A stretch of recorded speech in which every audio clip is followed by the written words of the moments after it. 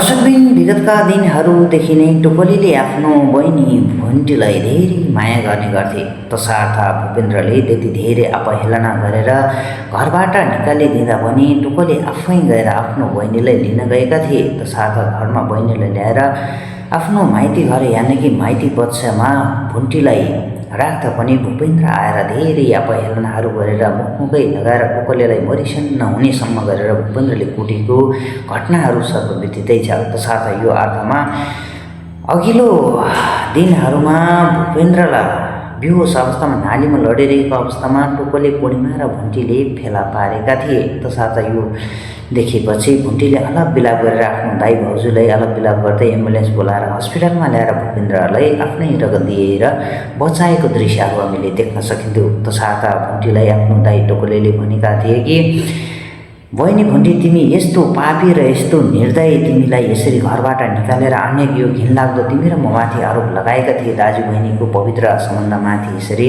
घिनलाग्दो आरोप लगाउने मान्छेलाई बचाउनु हुँदैन। जे गर्नु थियो भगवान्ले राम्रो गरेछ, यसलाई छोडिदेऊ, यहीँ यस्तै हालतमा छोडिदेऊ भनेर टोकलीले पटक पटक सम्झाउँदा पनि दाइ जे जस्तो भए पनि उहाँ मेरो श्रीमान हो, उहाँको सिन्दुरपोते मैले लगाइरहेकै छु। तसर्थ यो अर्थमा मैले उहाँलाई यो अवस्थामा छोड्नु हुँदैन दाइ, एकचोटिको लागि सहयोग गरिदिनु होला, हस्पिटल पुर्याउनु पर्यो र योलाई सन्चो भइसकेपछि म उहाँको पछि कहिले लाग्दिनँ भनेर भुन्टीले बाचा कसम खाएकी थिइन् आफ्नो दाइसँग। तसर्थ यो अर्थमा टोकली र पूर्णिमा मिलेर भूपेन्द्रलाई पनि हस्पिटलमा लगेर छोडेको दृश्य र हस्पिटलबाट डिस्चार्ज भइसकेपछि भुन्टी पनि कदापि आफ्नो श्रीमान भूपेन्द्रको पछि नलाग्ने र पुनः आफ्नो माइती घरमै आउने बाचा कसम आफ्नो दाइसँग गरेकी थिइन् भुन्टीले। तसर्थ हस्पिटलबाट डिस्चार्ज हुँदा पनि भूपेन्द्रको पछि पछि भुन्टी लागेपछि यतिखेर टोकली भने रिसाउँदै रोइरहेको दृश्य हामीले देख्न सकिन्छ। यतिखेर टोकलीले रिसाउँदै आफ्नो श्रीमतीसँग कुरा गरिरहेका हुन्छन्।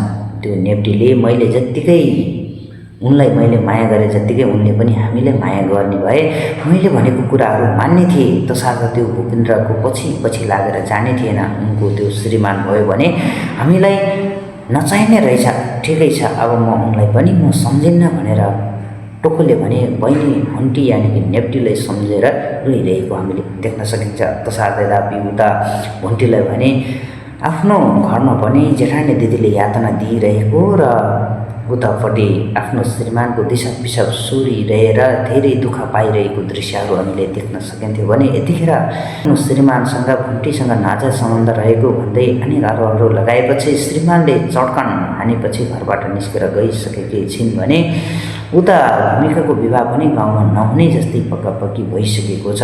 भूमिकाको घरबाट चाहिँ सामान्य तरिकाले टिकटालो गरिदिएमा भूमिकाको विवाह पक्कै पनि हुनेछ, तर उता केटा पक्षबाट भने धुमधामसँग विवाह नगरिदिएर दुवै तोला सुन सम्पूर्ण नाते गोतालाई नदिएमा विवाह नहुने भनेर पहिले नै अल्टिमेटम दिइसकेको अवस्थामा अब भूमिकाको विवाह भने पक्कै नहुने जस्तै भइसकेको छ भने यता भुवन यानि कि भूपेन्द्रको दाइ भुवनको पनि श्रीमती घरबाट भुन्टीसँग नाजायज सम्बन्ध श्रीमानको रहेको भन्दै अनेक आरोपहरू लगाएपछि श्रीमानले चड्कन लगाइदिएपछि घरबाट निस्केर गइसकेकी छिन्। अब के होला त भन्ने विषयमा सम्पूर्ण जानकारी पाउनको लागि अब हामीले नयाँ मन्टी भएको प्रतीक्षा पक्कै पनि गर्नुपर्ने नै हुन्छ। त्यतिन्जेलसम्मको लागि हामीले प्रस्तुत गरेको सिरियल रिभ्यू भिडियो तपाईँहरूलाई पनि मन परेमा भिडियोलाई लाइक कमेन्ट गर्नुहोला र हाम्रो च्यानललाई सब्सक्राइब गर्नुहोला भन्दै आजको सिरियल रिभ्यू भिडियोबाट बिताउन चाहन्छु। तपाईँहरूको बाँकी पल सुखद रहोस्। हस्त, धन्यवाद।